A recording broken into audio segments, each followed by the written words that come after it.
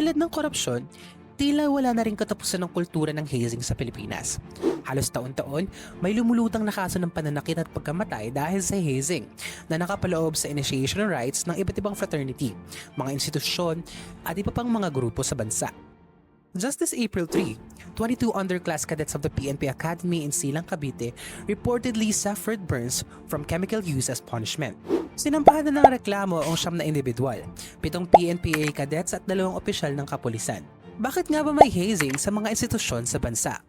Para saan ito at bakit hindi ito tuluyang masugpo? Brotherhood at initiation. Dalawa raw sa mga pangunahing dahilan kung bakit may hazing sa mga fraternity at institutions. Sa mga bagito sa police at military academy, may mga napabalita na ring dumaan sa hazing. Meritocracy through suffering. The argument is that shared physical and psychological trauma creates an unbreakable bond among members. Sa pamamagitan nito ay nasusubukan ng loyalty sa grupo.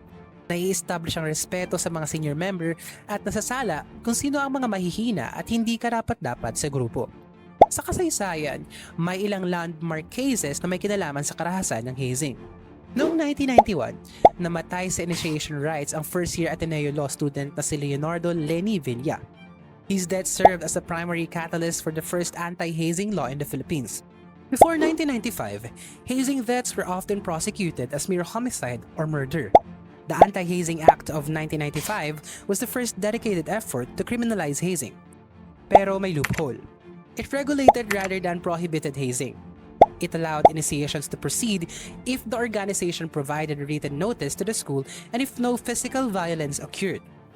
Umabot sa Korte Suprema ang kaso ng pagkamatay ni Villa kung saan binigyang pansin ng culture of silence o pananahimik para maprotektahan ng mga may sala. Noong 2017, sumailalim din sa initiation ang first-year law student ng UST na si Horacio Castillo III. Nasawi niya ang insidente na nag-expose sa kahinaan ng 1995 law. Following the death of Horacio, the law was overhauled. The Anti-Hazing Act of 2018 introduced much stricter measures.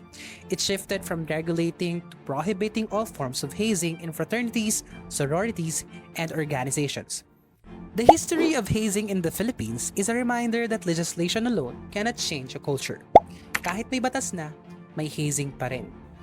Naniniwala ba kayong marami pang insidente ng physical abuse sa hazing na naitago dahil sa pananahimik ng mga sangkot?